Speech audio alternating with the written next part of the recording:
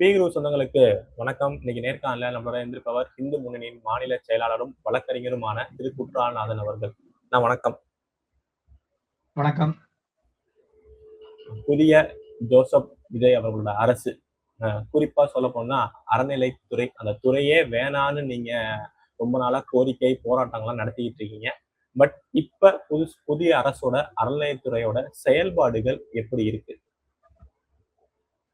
புதிய அரசினுடைய அறநிலையத்துறை, குறிப்பாக அறநிலையத்துறை பொறுத்த வரைக்கும் ஆரம்பகட்ட செயல்பாடுகள் ஓரளவு நல்லா இருக்க மாதிரி தான் போகுது. ஆனா இது முழுமையா போகுமா அப்படிங்கிறது ஒரு எதிர்பார்ப்போட இருக்குது. ஏன்னா இப்ப திருச்செந்தூர்ல திடீர்னு அவர் ஒரு விசிட் பண்றாரு, அதுல ஒரு ஆய்வு பண்றாரு. ஏற்கனவே நாம இந்து முன்னணியினுடைய மாநில வழக்கறிஞர் டீம்லாம் போய் ஒரு ஆய்வுலாம் பண்ணணும். சில விஷயங்கள்லாம் நம்ம கண்டுபிடிச்சு சொன்னோம், அங்க இருக்கக்கூடிய குறைபாடுகள்லாம் சொன்னோம். அது சம்பந்தமா நடவடிக்கை எடுக்கணுங்கிற பேச்சு வந்துட்டு இருக்கும்போதே இவரு புதிதாக அறநிலையத்துறை அமைச்சர் பொறுப்பேற்ற உடனே திருச்செந்தூருக்கு போனாரு. சில அதிரடியான நடவடிக்கைகள் எடுத்திருக்கிறாரு. அது போல இப்ப அறங்காவலர்கள்லாம் இப்ப விண்ணப்பம் கேட்டிருக்கிறாங்க. நிறைய கோயில்கள்ல அறங்காவலர் கடந்த ஆட்சியில பூர்த்தி செய்யப்படாத பல கோயில்கள், அது எல்லாமே அறங்காவலர் குழுவினுடைய அமைப்பதற்காக விண்ணப்பங்கள்லாம் இன்னைக்கு கேட்கிறாங்க. விண்ணப்பம் ஆன்லைன்ல பதிவு பண்ண சொல்றாங்க. ஓரளவு நல்ல துவக்க மாதிரி தெரியுது. ஆனாலும் கூட அறநிலையத்துறை செய்ய வேண்டிய விஷயங்கள் இன்னும் நிறைய இருக்குது அப்படிங்கிறதுதான் இது. இந்த தரிசன கட்டணம் அப்படிங்கிறது மிகப்பெரிய ஒரு மக்கள் மத்தியில இருக்கக்கூடிய ஒரு மிகப்பெரிய ஒரு கேள்வி.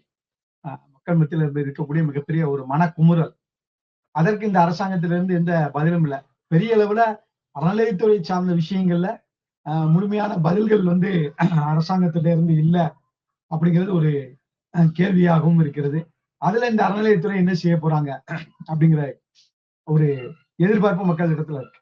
இப்ப இந்த அரசாங்கம் பொறுப்பேற்றதுக்கு அப்புறம் திருச்செந்தூர்ல ஒரு பணியாளர் 25 லட்சம் ரூபாய் கையாடல் பண்ணாங்க அப்படின்னு சொல்லி அந்த பணியாளரை சஸ்பெண்ட் பண்ணியிருக்கிறாங்க. ரைட், ஓகே, அவங்க கையாடல் பண்ணாங்க, சஸ்பெண்ட் பண்றாங்க, நடவடிக்கை எடுக்காங்க. ஆனா இந்த ஒரு பணியாளர் மட்டும்தான் கையாடல் பண்ணாங்களா? இதனுடைய பின்னணியில யார் இருக்கிறா? அந்த சஸ்பெண்ட் செய்யப்பட்ட அந்த பணியாளரே சொல்றாங்க, நாங்க எனக்கு பலருடைய நெருக்கடி, மேலிடத்துல நான் பலருக்கு கொடுக்க வேண்டி இருக்குது, அதனால நான் இந்த பணத்தை எடுத்தேன் அப்படிங்கிறாங்க. அவருக்கு பலவிதமான தொல்லைகள் இருந்திருக்குங்கிறாங்க.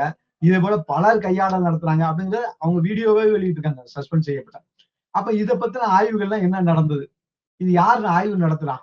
இதை பத்தின யார் விசாரணை நடத்தினா? அறநிலையத்துறை விசாரணை நடத்தினா அது எப்படி சரியா இருக்கும்? திருடங்கையிலே லத்தியை கொடுத்த கதையா தான் இருக்கும். அறநிலையத்துறையை எப்படி அதை விசாரிக்க முடியும்? தனக்குத்தானே நீதிபதியா எப்படி இருக்க முடியாது. அப்ப இது ஒரு பொதுவான அமைப்பு விசாரணை நடத்தணும். அதுக்காக தான் நாம இந்து முன்னணி திருச்செந்தூர்ல ஒற்றை காலில் நின்று நம்முடைய மாநில துணைத் தலைவர் வி. ஜெயக்குமார் அவர்கள் பெரிய போராட்டமே நடத்தாங்க கடந்த 10 நாட்களுக்கு முன்னாடி திருச்செந்தூருடைய கடற்கரையில.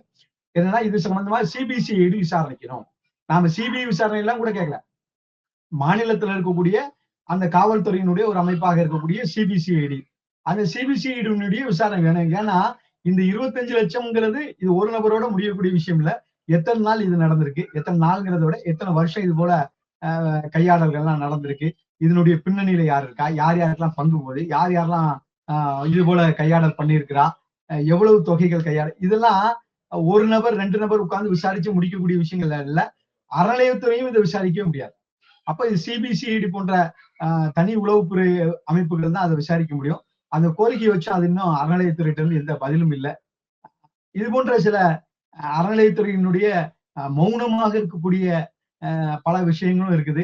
குறிப்பாக திருப்பரங்குன்றம் பிரச்சனை, சம்பந்தமே இல்லாத ஒரு நபர் துறையை சார்ந்த ஒரு அமைச்சர் நாங்க பழைய அமைச்சர் சொல்றாரு, திருப்பரங்குன்றத்துல 2 வருடங்களுக்கு முன்னாடி என்ன பின்பற்றப்பட்டதோ அதை தான் பின்பற்றுவோம் அப்படின்னு சொல்லி சட்டத்துறை அமைச்சர் திருப்பரங்குன்றத்தோட தொகுதி எம்எல்ஏ திரு சிடிஆர் அவர்கள் சொல்றாரு. ஆமா, உண்மையிலேயே அவர் சொன்னது மிகப்பெரிய ஒரு துரதிருஷ்டமான ஒரு விஷயம். யாருமே எதிர்பார்க்காது. இந்த அரசாங்கமும் இது போல இந்து விரோத அரசாங்கமா தான் இருக்கும் அப்படிங்கிறத அவரு சொல்லாம கோடிட்டு காட்டுறாரா அப்படிங்கிற அச்சம் இன்றைக்கு இந்துக்கள் மத்தியில இருந்திருக்கு. ஏன்னா இதை சொல்ல வேண்டியது இந்து சமய அறநிலையத்துறை அமைச்சர். இந்து சமய அறநிலையத்துறை அமைச்சர் இதை பத்தின எந்த வார்த்தையும் சொல்லல. ஆனா சம்பந்தப்பட்ட தொகுதியினுடைய எம்எல்ஏங்கிற முறையில சட்டத்துறை அமைச்சர் சொல்றாரு, நாங்க பழைய அரசாங்கம் என்ன முடிவு எடுத்ததோ அதுதான் முடிவு எடுப்போங்கிறார். இது என்ன ஒரு பைத்தியகாரத்தனமான முடிவு? கடந்த அரசாங்கம் என்ன முடிவு எடுத்ததோ அதான் நான் முடிவு எடுப்பேன்னா, அப்ப அந்த அரசாங்கத்துக்கும் உங்க அரசாங்கத்துக்கு என்ன வித்தியாசம்? அப்ப இது திமுகவினுடைய டூவா, வெர்ஷன் டூவா? இது தாவேகா கிடையாதா? இது தாவேகா அரசாங்கம் கிடையாதா? திமுகவினுடைய 2ஆம் பாகமா இந்த அரசாங்கம்? அப்படிங்கிற கேள்வி வருதா இல்லையா? ஒரு சட்டத்துறை அமைச்சர் இப்படி சொல்லலாமா? நீதிமன்றத்தினுடைய தீர்ப்பு இருக்கு. உயர் நீதிமன்றத்தினுடைய 2 அமர்வு நீதிபதிகளுடைய தீர்ப்பு இருக்கு. அந்த தீர்ப்பை நான் அமல்படுத்த மாட்டேன். நான் பழைய முறைதான் இருக்கும் அப்படின்னா, இது நீதிமன்றத்தை அவமதிக்கக்கூடிய விஷயம் இல்லையா?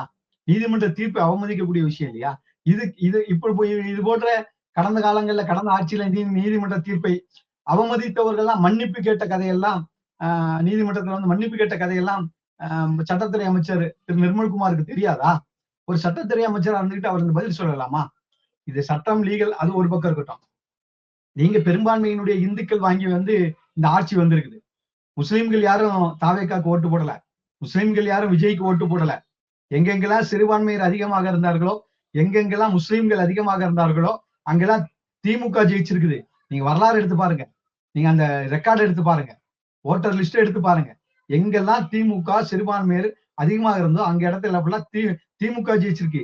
உங்களுக்கு ஓட்டு போட்டது இன்னைக்கு முதலமைச்சராக ஜோசப் விஜய் உட்கார வச்சிருக்கிறது இந்துக்கள். அப்ப நான் திருப்பரங்குன்றத்துல கடந்த அரசு தான் கடந்த அரசு என்ன செஞ்சதோ 2 வருஷத்துக்கு முன்னாடி என்ன செஞ்சதோ அதைத்தான் நானும் செய்வேன்னு சொன்னா, நீங்க இந்துக்களுக்கு செய்யக்கூடிய துரோகம் இல்லையா இது? நிர்மல்குமார் இதை சிந்திக்கணும். ஜோசப் விஜய் இது போன்ற நபர்களை கட்டுப்படுத்தணும் முதலமைச்சர். ஏன்னா இவங்க அதிக பிரசங்கித்தனமா பேசுறாங்க. இவர்களுக்கு இது சம்பந்தம் இல்லாத பேச்சு. ஒண்ணு இது முதலமைச்சர் சொல்லணும், இல்ல அறநிலையத்துறை சொல்லணும். இதை விட்டுட்டு முதலமைச்சரே பேச விட மாட்டேங்காங்களே, இவங்களே பேசிட்டு போறாங்க. என்ன அரசாங்கம் நடக்குங்கிறது தெரியல. திருப்பரங்குன்றம் விஷயத்தில் நிர்மல்குமார் அவர்களுடைய கருத்து இந்துக்கள் மனதிலே வேலை பாய்ச்சிருக்கிறது. இந்துக்கள் நம்பி ஜோசப் விஜய் முதலமைச்சராக்கி இருக்கிறார்கள். தொடர்ந்து திமுக இந்து விரோத போக்குல இருந்ததுனாலதான் திமுகவை இந்துக்கள் ஒட்டுமொத்தமாக தோற்கடித்து கடந்த 4 வருடமாக இந்து முன்னணி இந்து விரோத திமுக பட்டியலொட்டி எல்லாம் பிரச்சாரம் செய்ததனுடைய விளைவு. அதனை இன்றைக்கு ஜோசப் விஜய் அறுவடை செய்திருக்கிறார். ஆனா அறுவடை செய்த நெற்களஞ்சியத்தை பத்திரமாக பாதுகாத்துக் கொள்ள வேண்டியது அவருடைய திறமை. இது போன்ற அமைச்சர்களுடைய பேச்சு இந்துக்கள் மனதில் வேலை பாய்ச்சுகிறது. இந்துக்கள் ஜோசப் விஜய்க்கு எதிராக திரும்பக்கூடிய காலத்தை உருவாக்கி விடக்கூடாது. மு.க. ஸ்டாலினுக்கு ஏற்பட்ட நிலைமை ஜோசப் விஜய் அவர்களுக்கு ஏற்பட்டு விடக்கூடாது. இன்னொரு அமைச்சரோட பேச்சும் சர்ச்சையாயிருக்கு. என்னன்னா, பள்ளிக்கல்வித்துறை அமைச்சர் அவர் இந்த பள்ளிக்கூடத்துல முன்னாடி ஒரு கமிஷன் போட்டாங்க. சவுத்ல திருநெல்வேலியில் நடந்த அந்த ஒரு சம்பவம், பள்ளிக்கூடத்தில் நடந்த சம்பவத்துக்காக தனிநபர் கமிஷன் திரு சந்துரு அவர்கள் தலைமையில போட்டதுல பல விஷயங்கள் சொன்னாங்க. கயிறு கட்டக்கூடாது, ஜாதி மத அடையாளங்கள்லாம் இருக்கக்கூடாது அப்படின்னு. பட் அதை கிடப்புல போட்டாங்க திமுக. ஆனா இவர் பள்ளிக்கல்வித்துறை அமைச்சர் திரு ராஜ்மோகன் அவர்கள் அதை நாங்க இம்ப்ளிமெண்ட் பண்ணுவோம் அப்படின்னு சொல்லிட்டு இப்ப சொல்லியிருக்காரு. ஆமா, நேற்றைக்கு அவரு பேசும்போது சொல்லியிருக்கிறாரு. செய்தியாளர் சந்திப்புல சொல்றாங்க, பள்ளிகள்ல கயிறு கட்டக்கூடாது, அது ஜாதி மத பிரச்சனைகளை ஏற்படுத்துன்னு கல்வித்துறை அமைச்சர் சொல்றாரு. இதுவும் கூட எப்படி திருப்பரங்குன்றம் கடந்த கால ஆட்சியில திமுக அரசு தவறு பண்ணதோ அதே தவறுதான் இன்னைக்கு தாவேக அரசும் முதலமைச்சர் ஜோசப் விஜய் அவர்களுடைய அரசும் பண்ணுதா அப்படிங்கிற கேள்வி எழுது. இவங்க இப்ப இந்த கயிறு கட்டக்கூடாதுங்கிறது, கயிறுங்கிறது இந்துக்களுடைய ஒரு புனிதமான விஷயம். ஒவ்வொருத்தரும் கோயில்ல போய் உட்கார்ந்து அந்த தண்ணி தெளிச்சு நேர்ச்சை கடையம் பண்ணி விரதம் இருந்து வேண்டிக்கிட்டு பலர் அந்த கயிறை கையில கட்டுறாங்க. அப்படிப்பட்ட கயிறு கையில கட்டக்கூடாது அப்படின்னு சொன்னா, அப்ப பள்ளிகள்ல மத அடையாளம் இருக்கக்கூடாது, அது எல்லாரும் சமத்துவமா இருக்கணும் அப்படிங்கிறாரு. அவர் அதான், எந்த அடையாளமும் இருக்கக்கூடாது, மத அடையாளம் எதுவுமே இருக்கக்கூடாது, பள்ளிங்கிறது சமூக நீதிக்கான இடமாக இருக்கணும் அப்படின்லாம் ரொம்ப பெரிய பெரிய வார்த்தைகள்லாம் பேசுறாங்க கல்வி அமைச்சர் ராஜ்மோகன். நான் கேட்கிறேன், சமத்துவம் சமூக நீதிக்கான இடமாக கல்வி இருக்கணும்னு சொன்னா யாரும் பர்தா அணிஞ்சிட்டு வரக்கூடாதுன்னு சொல்ல முடியுமா? பள்ளிக்கூடத்துக்கு யாரும் ஹிஜாப் அணிஞ்சிட்டு வரக்கூடாதுன்னு சொல்ல முடியுமா? பள்ளிக்கூடத்துக்கு பள்ளிக்கூடத்துல இருக்கக்கூடிய ஆசிரியர்கள் கன்னியாஸ்திரி உடையில வரக்கூடாது சொல்ல முடியுமா? அவங்களால உத்தரவு போட முடியுமா? பாதிரியார் உடையில வரக்கூடாது உத்தரவு போட முடியுமா? அதெல்லாம் போட முடியாதுல்ல. அப்ப இந்துக்களினுடைய விஷயங்களை மாத்திரம்தான் இவர்கள் குறி வைக்கிறார்கள். இது நான் கடந்த காலத்துல ஓய்வு பெற்ற நீதியரசர் இருந்தாராம், அவர் போய் ஆய்வு பண்ணாராம், அவர் வந்து ஜாதி மோதல்களுக்கெல்லாம் இதுதான் அடிப்படைன்னு கண்டுபிடிச்சாராம். அவர் பெரிய ஐன்ஸ்டீன் அவர் வந்து கண்டுபிடிச்சாரு. ஜாதி கையில கயிறு கட்டுறதுதான் ஜாதி மோதலுக்கு அடிப்படைன்னு அவர் கண்டுபிடிச்சாராம். அந்த கண்டுபிடிச்சு ஒரு அறிக்கையை கொடுத்தாராம். அந்த அறிக்கையை திமுக அரசு செயல்படுத்திட்டு எதிர்ப்பு வந்தோடனே கிடப்பில போட்டு இப்ப அதுல இருந்து இவங்க இது பண்றாங்க. நான் அது முதல்ல கேட்ட கேள்வியா கேட்க, அப்ப திமுகவினுடைய பினாமி அரசாங்கமாக தாவேக அரசாங்கம் இருக்கா? திமுக என்ன செஞ்சதோ அதே தான் நீங்களும் செய்வீங்களா? அப்ப இதுக்கு பருத்தி மூட குடோன்ல இருந்துக்காம நீங்க ஆட்சிக்கு வந்தீங்க. திமுக ஆட்சிக்கு உங்களுக்கு என்ன வித்தியாசம்? எந்த வித்தியாசமும் இல்ல. திமுக செஞ்சதுதான் நான் திருப்பரங்குன்றத்துல திமுக ஸ்டாண்டு, கையில கயிறு கட்டுறதுல திமுக அரசாங்கம் எடுத்த ஸ்டாண்டு. அப்படின்னா திமுக அரசாங்கத்துக்கு நாங்க ஓட்டு போடலையே. விஜய் வந்து ஒரு மாற்றத்தை கொண்டு வருவார் அப்படின்னு சொல்லி தானே மக்கள் ஓட்டு போட்டாங்க. அப்ப ஜோசப் விஜயனுடைய அரசாங்கமும் மு.க. ஸ்டாலினுடைய அரசாங்கத்துக்கு வித்தியாசம் இல்லைன்னு என்ன அர்த்தம்? கயிறு கட்டுறதுங்கிறது இந்துக்களினுடைய புனிதமான விஷயங்க. இது எங்களுடைய வழிபாட்டு உரிமை. இது எப்படி நீங்க வந்து தடுக்க முடியும்? இது எப்படி நீங்க கேள்வி கேட்க முடியும்? பள்ளிக்கூடத்துக்கு பையன் கயிறு கட்டிட்டு வரக்கூடாது, இன்னைக்கு கயிறு கட்டிட்டு வரக்கூடாம, நாளைக்கு திருநாள் பிடிச்சிட்டு வரக்கூடாம, குங்குமம் வச்சுட்டு வரக்கூடாம. அதுவே அவர் சொல்றாரு அந்த பேட்டியிலே, நாங்க வந்து குங்குமம் வச்சுட்டு வெளியில வரேன், வீட்டை விட்டு வெளியில வரும்போது, ஆனா சட்டசபைக்குள்ள போகும்போது நாங்க எந்த அடையாளமும் இல்லாம போறேன் சொன்னாரா இல்லையா? அந்த பேட்டியை பாருங்க, அந்த பேட்டியிலே தெரியும். ரீகேப் பண்ணி பாத்தீங்கன்னா தெரியும். நாங்க வந்து வெளியில வரும்போது எந்த அடையாளமும் இல்லாம வரோம். நான் கேட்கிறேன், உங்க துறையினுடைய அமைச்சர் இருக்காங்களே 2 அமைச்சர்கள், சிறுபான்மை அமைச்சர்கள், அவங்க குல்லா போடாம வருவாங்களா சட்டசபைக்குள்ள? தன்னுடைய இஸ்லாத்தினுடைய அடையாளம் இல்லாம வருவாங்களா? சொல்ல முடியுமா உங்களால? வர வைக்க முடியுமா? எல்லா நிகழ்ச்சியிலும் இது பண்ண முடியுமா? 2 பேர் போய் நின்று 2 அமைச்சர்கள் போய் நின்று ஒரு அமைச்சரும் சபாநாயகரும் போய் நின்று பாதிரியார்கள் நடத்தக்கூடிய மாநாட்டுல போய் உட்காந்து பேசிட்டு இருக்காங்க. அதுக்கெல்லாம் உங்களுக்கு வந்து மத அடையாளம் தேவை. தௌஹீத் ஜமாத்து இந்த அமைப்புகளை சார்ந்தவர்கள் எல்லாம் இஸ்லாமிய சிறைவாசிகளை விடுவிக்கணும்னு சொல்லி முஸ்லிம் அமைச்சர்களை போய் சந்திக்கிறாங்க. அதுக்கெல்லாம் உங்களுக்கு மத அடையாளம் தேவை. ஆனா இந்துக்களுடைய இதுக்கு மாத்திரம் மத அடையாளம் விடக்கூடாதுன்னு என்ன கிறுக்கனா? இந்துக்கள்லாம் கிறுக்கனா இழிச்சவன் நினைச்சிட்டு இருக்காங்க இந்த அரசாங்கம். கயிறு கட்டுவதுங்கிறது எங்களுடைய புனிதமான விஷயங்க. அது எப்படி நீங்க கோயில்ல கட்டிட்டு வரக்கூடிய கயிறை பள்ளிக்கூடத்துல கட்டிட்டு வரக்கூடாதுன்னு எப்படி சொல்ல முடியும்? அப்படி நீங்க சொன்னீங்கன்னா தைரியமா நீங்க சொல்லுங்க, யாரும் பரதா அணிஞ்சிட்டு வரக்கூடாது, யாரும் வந்து ஹிஜாப் போட்டுட்டு பள்ளிக்கூடத்துக்கு வரக்கூடாதுன்னு சொல்ல முடியுமா? அப்படித்தானே சொல்லணும். நடுநிலையான அரசாங்கம், யாரு சமூக நீதியை நிலைநாட்டக்கூடிய அரசாங்கம்னு வியாக்கியானமாக பேசக்கூடிய கல்வி அமைச்சர். அந்த வியாக்கியானம் பேசுறீங்கல்ல, அப்ப ஹிஜாப் அணிஞ்சிட்டு வருது சமூக நீதிக்கு சரியானதா? அது சமத்துவமா? அது மத வேறுபாடு இல்லையா? 4 பிள்ளைகள் இருக்கு, ஒரு பிள்ளை மாத்திரம் ஹிஜாப் அணிஞ்சிட்டு கிளாஸ் ரூம்குள்ள உட்கார்ந்துருக்கு, பள்ளிக்கூடத்துல உட்கார்ந்துருக்கு, அது மாணவர்களை வேறுபடுத்துறதா இல்லையா? 10 வாத்தியார் இருக்கிறாங்க, 10 வாத்தியார் இருக்கிற இடத்துல ஒரு வாத்தியார் மாத்திரம் பாதிரியார் உடையில வந்து பாடம் எடுத்தாங்கன்னா அது மத அடையாளத்தை வெளிப்படுத்துற மாதிரி இல்லையா? அது பிரிவினை ஏற்படுத்துற மாதிரி இல்லையா? மாணவர்கள் மத்தியில மத உணர்வை ஏற்படுத்துற மாதிரி இல்லையா? 10 ஆசிரியர்கள் வேலை பார்க்கிற இடத்துல ஒரே ஒரு ஆசிரியரோ 2 ஆசிரியர் மாத்திரம் கன்னியாஸ்திரி உடையில வந்து பாடம் எடுத்தாங்கன்னா அது மத அடையாளத்தை வெளிப்படுத்துற மாதிரி இல்லையா? அது மத உணர்வு மக்கள் மாணவர்கள் மனசுல புகுத்துற மாதிரி இல்லையா? இதெல்லாம் யோசிக்க மாட்டீங்களா? உங்களுக்கு இந்துக்களுடைய வழிபாட்டு முறை மட்டும்தான் இவங்களுக்கு கண்ணு கரிக்குது. இந்துக்களுடைய வழிபாட்டை பார்த்தாதான் இவங்களுக்கு ஆத்திரமா வருது.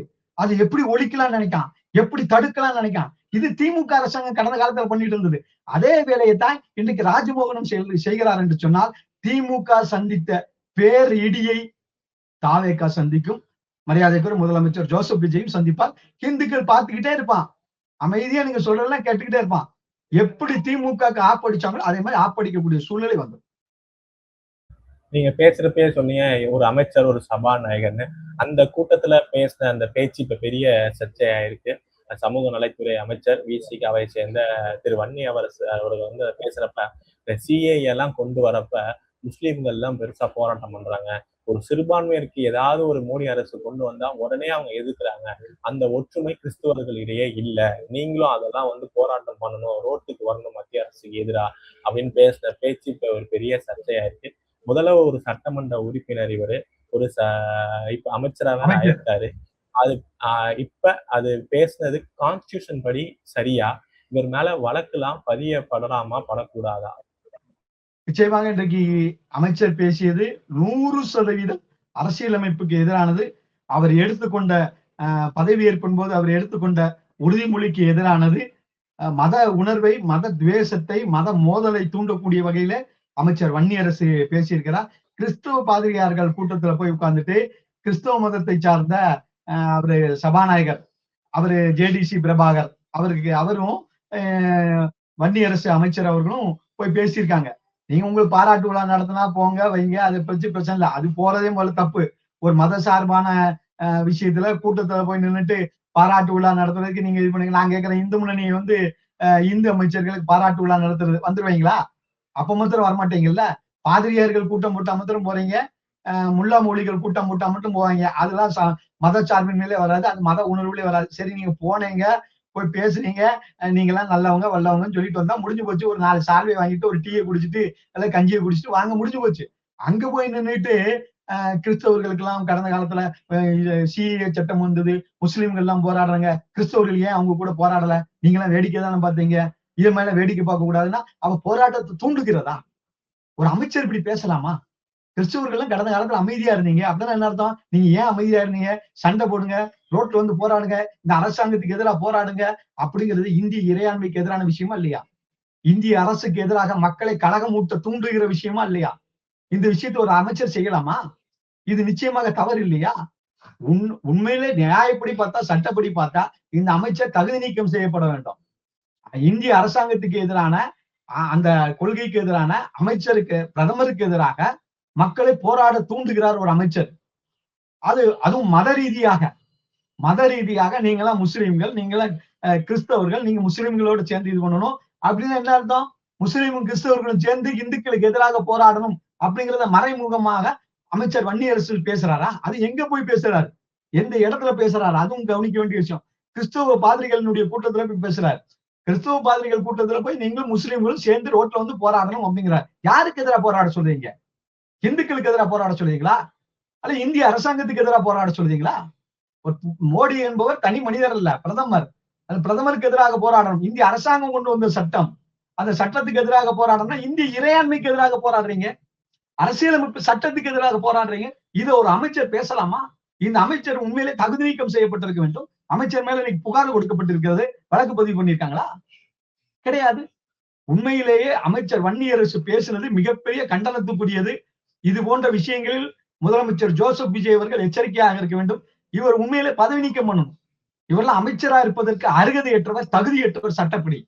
ஒரு ஒரு சட்டப்படியான ஒரு அரசாங்கத்துக்கு எதிராக மத ரீதியாக ஒரு மக்களை போராட தூண்ட, நீ ஏன் போராடல, நீ ஏன் இன்னைக்கு வேடிக்கை பார்த்துட்டு இருந்த அப்படின்னு மக்களுடைய உணர்வை தூண்டுற வகையில அவங்கள போராட தூண்டுறாரு. இது கேவலமா இல்ல? இது ஒரு அமைச்சர் இப்படி பேசலாமாங்க? இது முதலமைச்சர் வேடிக்கை பார்த்துட்டு இருக்கிறார். அவருக்கு தெரியுமா தெரியாதா? இவங்க எல்லாம் பேசுனதெல்லாம் அவருக்கு தெரியுமா தெரியாதா? அவர் நாலேஜுக்கு போச்சா? அவர் யோசிச்சாரா? அவர் கூப்பிட்டு கண்டிச்சாரா? ஏதாவது பத்திரிகை செய்தி வந்தா? எதுவுமே கிடையாது.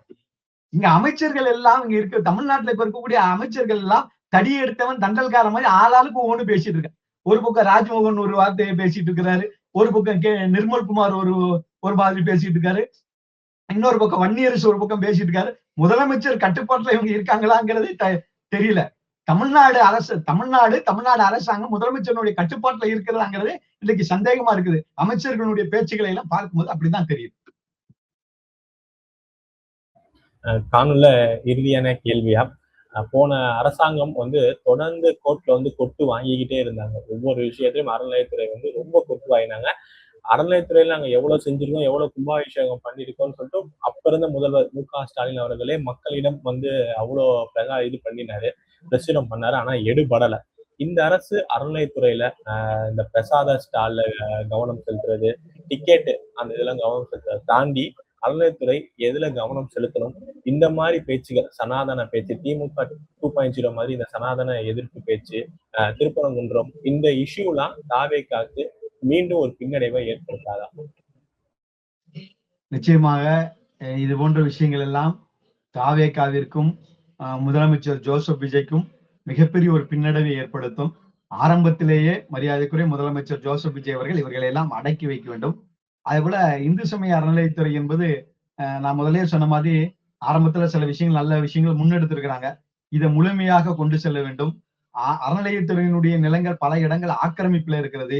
நீதிமன்றங்கள் உத்தரவிட்ட பின்பும் கூட ஆக்கிரமிப்பு அகற்றப்படாமல் இருக்கிறது, மீட்கப்படாமல் இருக்கிறது. இதிலெல்லாம் கவனம் செலுத்தணும். இந்த கட்டண தரிசனம்ங்கிறத முழுமையாக ரத்து செய்வதற்கான விஷயங்களை அறநிலையத்துறை பரிசீலனை பண்ணணும். பல திருக்கோயில்கள்ல பக்தர்கள் தரிசனம் பண்ணுவதற்கு மிகப்பெரிய சிரமங்கள் இருக்கு. சாமி கும்பிட கூட முடியல. திருச்செந்தூர்லாம் தினம் பிரச்சனை. இவங்க என்ன இது பண்ணாலும் சரி, அங்க தினம் பிரச்சனை இருக்கு. ஆனா பல லட்சக்கணக்கான மக்கள் தரிசனம் பண்ணக்கூடிய சபரிமலையிலயோ திருப்பதியிலேயே கூட இந்த பிரச்சனைகள்லாம் வர்றதில்லை. அப்ப இவங்கள அந்த கிரவுட் மேனேஜ்மெண்ட்ங்கிறது இங்க திருச்செந்தூரினுடைய அறநிலையத்துறை நிர்வாகத்துல இல்லையா? இதெல்லாம் சரி செய்யப்படணும். பல இடங்கள்ல அறநிலையத்துறை கோயில்கள்ல பக்தர்கள் தரிசனம் செய்வதற்கான விஷயங்கள் எல்லாம் தடைபடுகிறது. அவர்கள் பெரு சிரமம் இருக்கிறது, வசதி குறைவுகள் இருக்கிறது பல இடங்கள்ல. அதெல்லாம் அறநிலையத்துறை அமைச்சர் அவர்கள் கவனிக்கணும். புதிதாக போடக்கூடிய அறங்காவலர் குழு அரசியல் சார்பாக இல்லாமல், ஏற்கனவே நீதிமன்றமே சொல்லியிருக்கு, மாண்புமிகு உயர் நீதிமன்றம் சொல்லியிருக்கிறாங்க, அறங்காவலர்கள் எதுவுமே அரசியல் சார்பு இல்லாம போடணும். யார் தெய்வ பக்தியோட இருக்காளோ, யார் கோயில்களுக்கு நல்லது செய்யணும்னு நினைக்காங்களோ அவங்களை அறங்காவலர் குழுல போடணும்னு சொல்லி உயர் நீதிமன்றங்கள் இருக்கு. அந்த வழிகாட்டுதல் படி கோவிலை முன்னிறுத்தக்கூடிய, கோயிலை வளர்ச்சிக்கு பாதைக்கு கொண்டு செல்லக்கூடிய, கோயிலினுடைய நிதியை வளர்ச்சிக்கு கொண்டு செல்லக்கூடிய, பொதுமக்களினுடைய பக்தர்களுடைய வசதிகளை பெருக்கக்கூடியதில் அக்கறை உள்ளவர்களை அந்த அறங்காவலர் குழுல போடணும். இது அறநிலையத்துறை கவனிக்கணும். கடந்த 5 ஆண்டுகளிலே அறநிலையத்துறை மிகுந்த சீரழிவுக்குள்ளாக்கப்பட்டிருக்கிறது. அதையெல்லாம் புதிய அமைச்சர் சரி செய்ய வேண்டும் என்பது இந்து முன்னணியினுடைய கோரிக்கை.